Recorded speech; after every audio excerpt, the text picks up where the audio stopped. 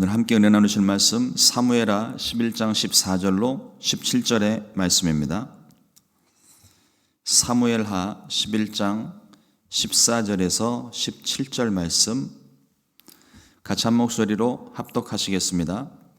아침이 되매 다윗이 편지를 써서 우리아의 손에 들려 요압에게 보내니 그 편지에 써서 이르기를 너희가 우리아를 맹렬한 싸움에 앞세워 두고 너희는 뒤로 물러가서 그로 맞아 죽게 하라 하였더라. 요압이 그 성을 살펴 용사들이 있는 것을 아는 그곳에 우리아를 두니 그 성 사람이 나와서 요압과 더불어 싸울 때에 다윗의 부하 중 몇 사람이 엎드러지고 햇사람 우리아도 죽으니라. 오늘 함께 봉독한 사무엘하 11장 14절로 17절 말씀을 가지고 하나님 앞에 숨길 수 있는 것은 없습니다 라는 제목으로 함께 말씀의 은혜를 나누겠습니다. 손바닥으로 하늘을 가린다라는 표현이 있습니다. 할 수 있을까요? 할 수 있더라고요. 손가락 하나만 가지고도, 엄지손가락 하나만 가지고도 하늘을 가릴 수가 있습니다. 최대한 눈에 붙여놓으면 하늘이 다 가려집니다. 사실은 손바닥이나 손가락으로 하늘을 가리는 게 아니라 내 눈을 가리는 거죠. 내 눈을 가리는 것인데 우리는 생각하기를 그것으로 하늘이 덮였다, 모든 것을 덮었다 생각하기 쉽습니다. 눈만 가리고 모든 것을 가린 것처럼 생각하는 어리석음을 표현하고 있는 말입니다. 종교개혁자 마틴 루터가 이와 같은 말을 또 합니다. 하나의 거짓말을 참말처럼 만들기 위해서는 7의 거짓말이 필요하다.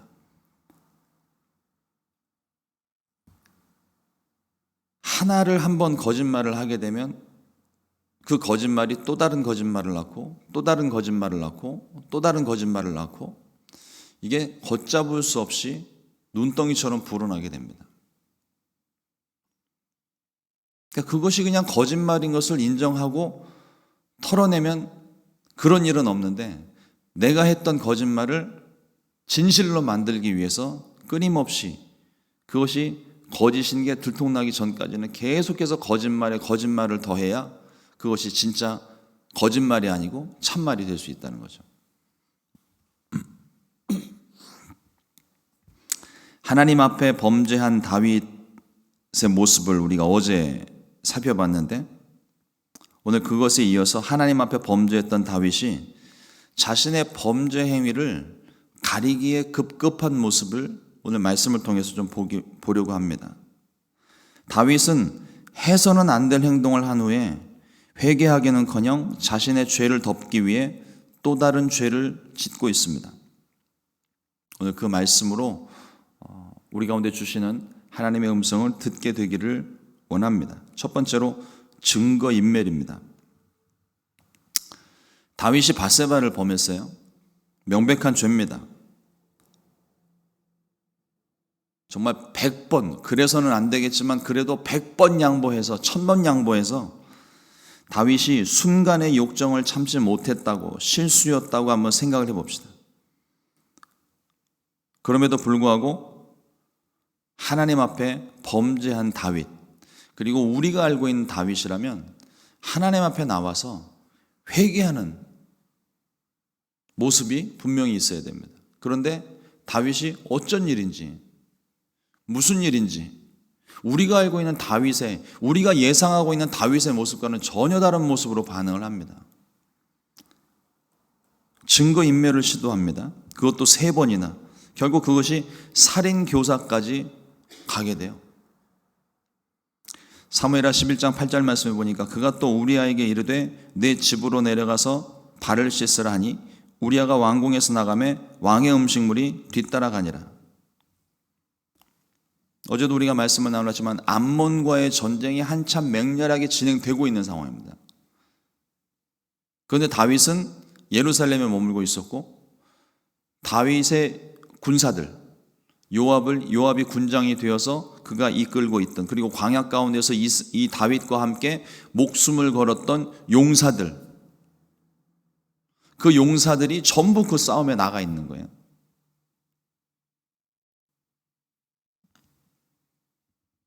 근데 그 중에 우리아라는 장군이 있습니다. 다윗의 충신이에요.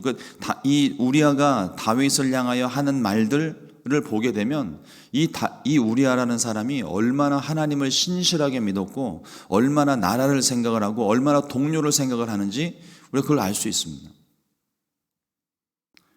전쟁이 한참 중인데 갑자기 다윗이 우리아를 불러내요. 그리고 집에 가서 하룻밤 쉬고 오라고 합니다. 소위 말하는 군대에서 군대 용어로 얘기하면 휴가를 받은 거예요. 근데 그게 일상에서 휴가를 받은 게 아니라 전쟁 중에 휴가를 받은 거죠.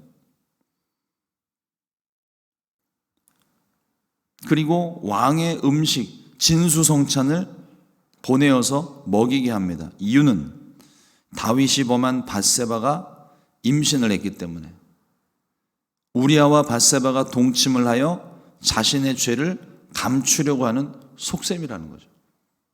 무서운 생각입니다.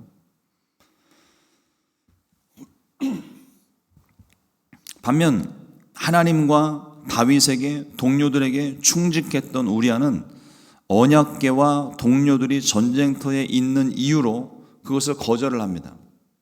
왕의 명령이지만 자신의 아내에게 찾아가지 않고 오히려 그냥 들판에서 다른 동료들이 전쟁에서 야영을 하고 있는 것과 같은 모습으로 그냥 지내고 맙니다.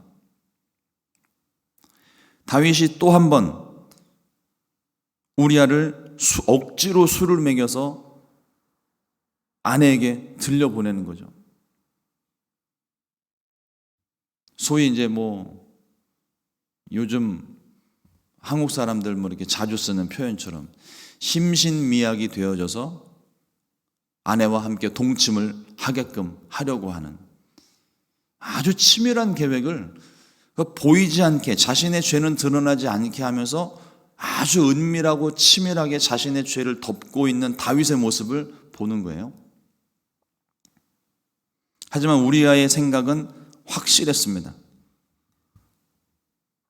이 정도면 상을 줘야 되는데 다윗은 우리아를 죽이기로 결심합니다. 두 번째로 살펴보는 내용이 살인죄입니다. 그러니까 지금 다윗은요, 너무나도 분명하고 명백한 간음죄를 저질렀지만 그게 간음죄에서 머물지 않고 지금 계속 추가적으로 죄들이 드러나고 있습니다. 증거를 인멸했죠. 그리고 이제 죽이기로 작정합니다. 여기에 요압을 사용해서 살인 교사죄까지 포함이 돼요. 다윗은 우리아와 밧세바의 동침이 어렵게 되자 우리아를 다시 전쟁터로 보냅니다. 그리고 요압에게 편지 한 장을 써서 보내고 은밀한 명령을 내립니다. 15절 말씀에 그 편지에 써서 이르기를 너희가 우리아를 맹렬한 싸움에 앞세워두고 너희는 뒤로 물러가서 그로 맞아 죽게 하라 하였더라. 다윗의 편지를 받은 요압이 무슨 생각을 했을까요? 내가 알던 다윗이 아닌데, 다윗 왕이 아닌데 무슨 이유지? 어떤 이유지? 우리아가 무슨 실수를 했나?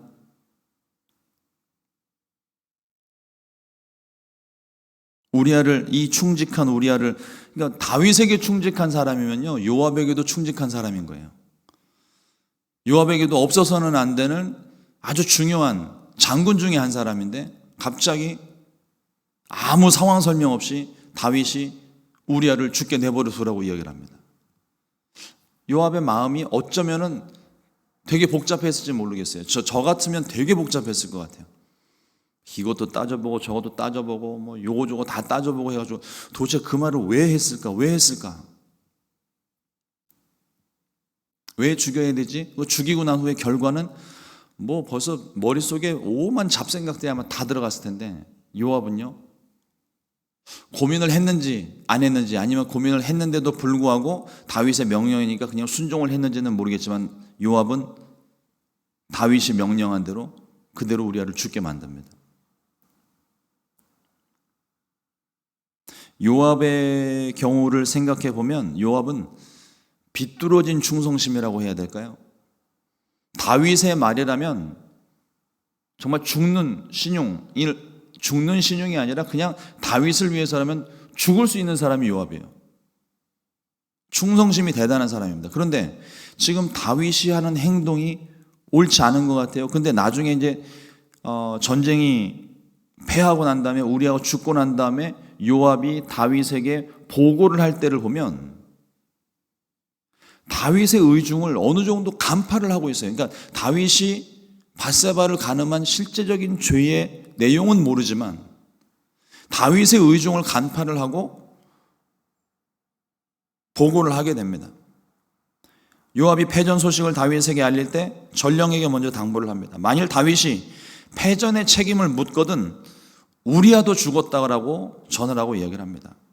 사무엘하 11장 25절 말씀에 다윗이 전령에게 이르되 너는 요압에게 이같이 말하기를 이 일로 걱정하지 말라. 칼은 이 사람이나 저 사람이나 삼키느니라. 그 성을 향하여 더욱 힘써 싸워 함락시키라 하여 너는 그를 담대하게 하라 하니라.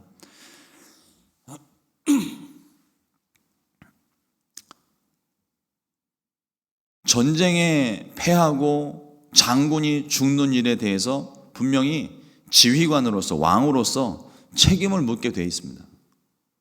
그런데 왜 그렇게 성에 가까이 가느냐, 왜 거기가 위험한 곳인데 그렇게 달려들었느냐 막 묻는다면, 그러면 요압이 시키기를 우리아가 죽었습니다 하면 끝난다는 거예요.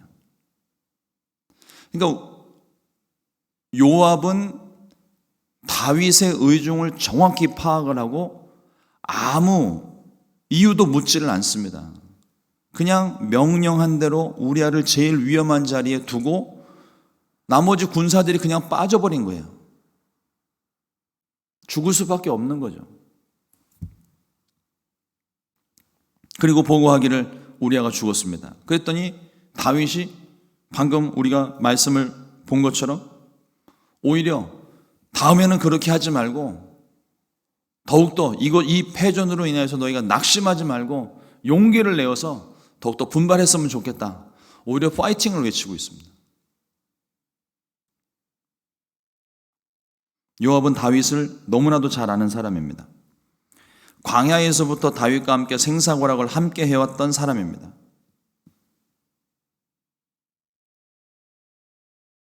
뜬금없이 다윗이 편지를 보내어 우리아를 죽이라고 했을 때 요압은 다윗의 의중을 알고 무슨 이유인지 어떤 이유인지 전혀 묻지 않고 그냥 순종해서 다윗이 원하는 대로 해준 거예요.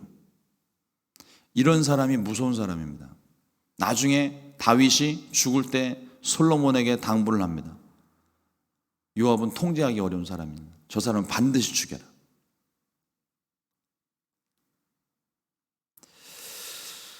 요압에 대한 내용은 나중에 한 번 더 우리가 말씀을 나눌 기회가 있을 것 같고요.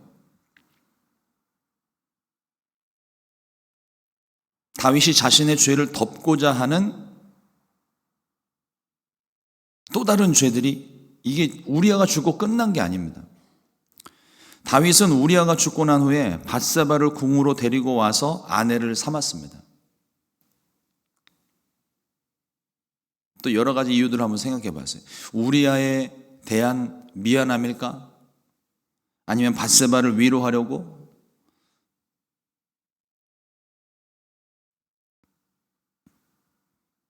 자신의 죄를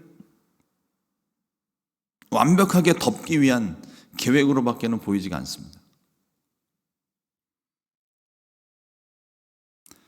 사무엘하 11장 27절에 보니까요.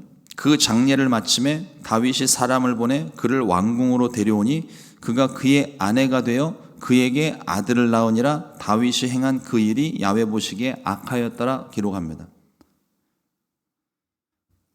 표면적으로 봤을 때 다윗은 우리아의 아내 밧세바를 아내로 맞아들여 그 남편의 빈자리를 채워주고 그리고 그 아내로 삼았기 때문에 이제 거기서는 자녀를 낳아도 전혀 문제될 게 없는 거예요. 다른 사람들이 볼 때는 그 아이는 명백하게 합법적인 부부관계 안에서 태어난 아이입니다. 아무도 다윗의 죄를 몰랐습니다.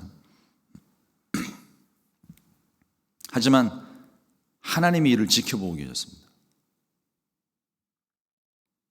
그 일이 야훼 보시기에 악하였더라.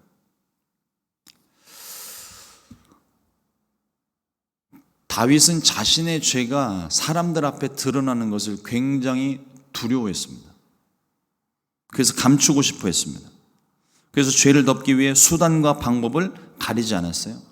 그 죄를 감추기 위해 지금 방금 말씀드린 것처럼 끔찍한 죄들을 추가적으로 더 저질러야만 했습니다. 증거를 인멸했죠. 사람을 죽였죠. 살인을 교사를 했죠. 모든 것들을 다 감추어버린, 소위 말하는 완전 범죄를 꿈꾸고 이 모든 일을 진행을 한 겁니다. 그의 권력과 지위라면 충분히 가리고도 남았습니다. 그의 권력과 지위로 그가 손을 넓게 펴서 사람들의 눈을 다 가려버렸어요. 그러나 하늘을 가릴 수가 없었습니다. 하나님께서 이 모든 것들을 지켜보고 계셨고 그를 악하게 보셨습니다. 우리들이 두려워해야 할 시선은 사람들의 시선이 아닙니다. 하나님의 눈입니다. 사람의 눈은 피할 수 있어요. 감출 수 있어요. 그러나 사람들을 속일 수도 있습니다. 하지만 하나님은 속일 수가 없습니다.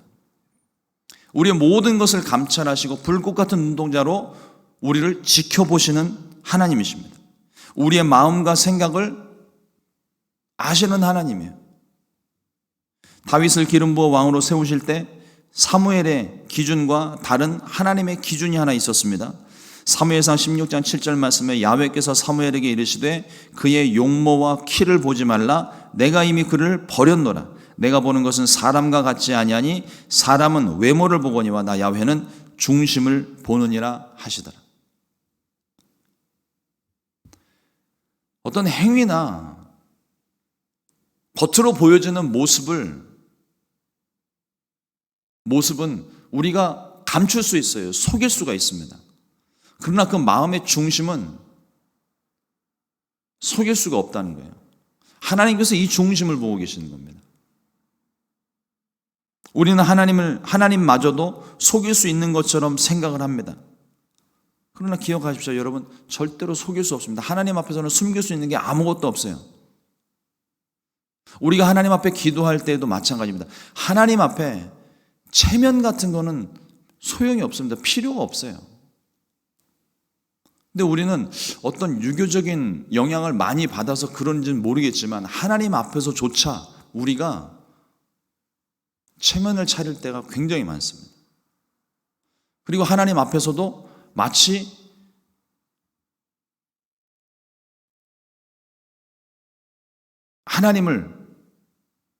사람을 속이듯 하나님을 속일 수 있는 것처럼 그렇게 하나님 앞에 변명하고 상황을 빠져나가려고 하는 그런 모습들이 우리 안에 있어요. 저는 이따금씩 하나님 앞에 기도하다가 불편한 마음을 느낄 때가 있습니다. 저도 모르는 사이에 제가 제 상황에 대해서 변명을 하고 있고 저도 모르는 사이에 제 상황에 대해서 제가 그 상황을 감추려고 하고 있고 하나님께는 조금 내가 불리해질 것 같은 기도나 이런 것들은 내가 안 하려고 하는 거예요. 그럼 어김없이 이 마음이 불편해집니다. 성령께서 주시는 생각이겠죠. 요한아, 그렇게 기도하면 안 된다. 하나님 앞에 진실해라. 하나님 앞에 솔직해라.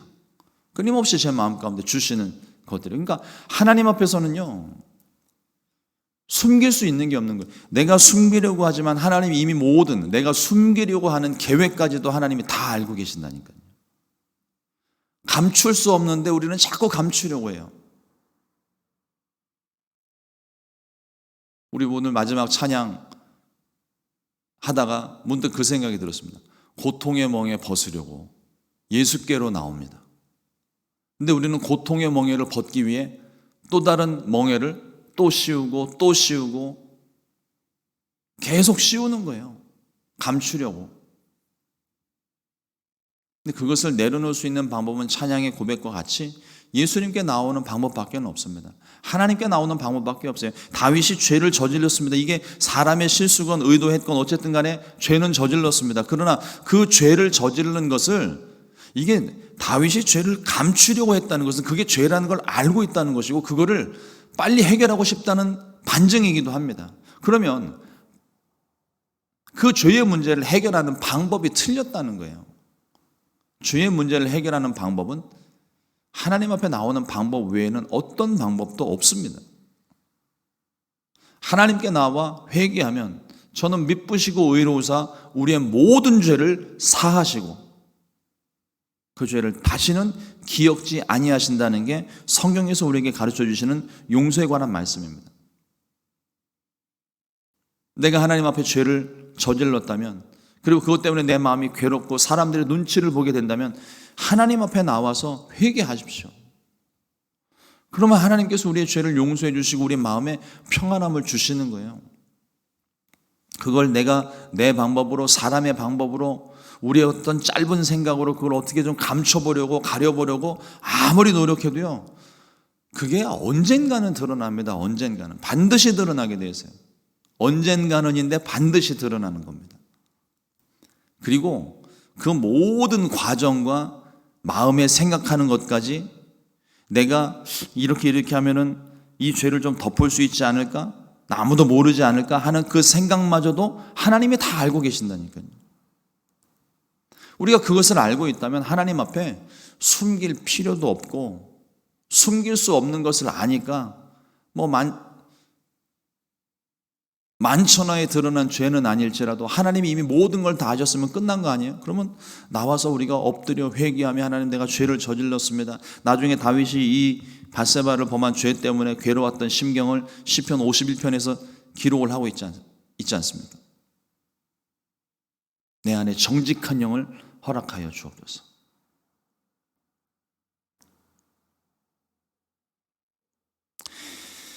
하나님께서 다윗과 함께 하시고 가는 곳마다 이기게 하셨던 이유는 다윗이 하나님을 사랑했고 하나님 앞에 정직하고 순수했기 때문입니다. 그런데 다윗이 지금 이 죄를 범하는 이 상황, 그리고 이 죄를 덮기 위해 노력하는 모든 상황에 순수함도 보이지 않고 어디에도 하나님을 두려워하거나 하나님 앞에 정직한 모습이 보이지가 않는 거예요. 하나님이 그것을 미워하셨다는 거예요. 하나님 앞에 숨길 수 있는 것은 아무것도 없습니다. 손바닥으로 하늘을 가리는 것과 마찬가지입니다. 차라리 그 손으로 죄를 향하는 우리의 눈을 덮고 우리의 마음을 덮어야 돼요. 하나님 앞에 나와 두 손 모아 기도하며 회개해야 할 줄로 믿습니다. 오늘 저와 여러분들의 삶 가운데, 마음 가운데 꼭 기억하셔야 돼요. 하나님께서 나의 모든 말과 행동과 생각까지도 하나님께서 내 마음의 속사정을 다 알고 계신다는 것을 여러분들이 꼭 기억하시길 바랍니다. 그러면 하나님 앞에 숨길 수 있는 거 없고, 그리고 세상 어디에서도요, 당신은 내 손 안에 5손가락 안에는 믿을 수 있는 사람이다라고 그렇게 믿었던 사람마저도 세상은 변합니다. 언제든지 배신할 수 있어요. 그러나 하나님은 그렇지 않아요. 하나님 앞에 나와서, 하나님, 내가 이런 죄를 저질렀는데, 내가 이와 같은 마음인데, 내가 이런 슬픔이 있고 이런 아픔이 있는데 하나님 어떻게 하면 좋습니까? 하나님께서 그 마음을 받으시는 거죠. 위로하시고 치료하시고 회복시켜 주시고 죄된 것들은 용서해 주시고, 하나님 앞에 이 다윗과 같이, 그러니까 오늘의 다윗의 모습이 아니라 우리가 알고 있던 다윗의 모습과 같이 정직하고 순수하게 하나님을 사랑하고 하나님 앞에 하나님과 동행하는 오늘 하루 저와 여러분들의 삶이 되시기를 주님의 이름으로 축원을 드립니다. 기도하겠습니다. 하나님, 우리가 알고 있던 다윗의 모습이 아닌 생소한 다윗의 모습을 봅니다. 다윗이 하나님 앞에 범죄한 사실을 본인도 불편하고 괴로웠던 모습에 또 그 죄를 덮기 위하여 사람들의 눈치를 살피며 더 많은 죄들로 빠져가는 모습을 오늘 봅니다. 하나님, 우리가 하나님 앞에 정직할 수 있게 하여 주옵소서. 하나님 앞에 숨길 수 있는 것이 아무것도 없는데 하나님, 우리의 마음이 하나님 앞에 정직하고 순수하여져서 내가 하나님 앞에 죄를 범하여 마음이 불편한 것이면 즉시로 회개하고, 내 마음에 주신 하나님의 말씀에 내가 순종하지 않아서 불편한 것이라면 즉시로 순종할 수 있게 해주시고, 무엇을 하든지 중심을 보시는 하나님을 먼저 생각하고 하나님 앞에 정직하고 하나님 앞에 숨김없이 하나님께 낱낱이 고백하는 우리 모든 삶이 되도록 도와주시옵소서. 오늘 하루의 삶 가운데에도 다윗이 어디를 가든지 함께 하심으로 이기게 하신 것처럼 우리들의 삶에도 그와 같은 모습이 있기를 원합니다. 특별히 죄악된 일들에 대하여 하나님이 나와 함께 하셔서 그 죄악된 모든 유혹과 쓴뿌리 승리할 수 있는 오늘 하루가 되기를 원합니다. 성령으로 충만하게 하여 주시고 우리의 생각과 마음 붙잡아 주시고 우리의 발걸음을 인도하여 주시옵소서. 오늘도 주님 앞에 이 새벽에 간구하는 모든 기도 가운데 주께서 응답하시고 편안함 주시기를 간절히 소망하고 예수님의 이름으로 기도드렸습니다. 아멘. 주님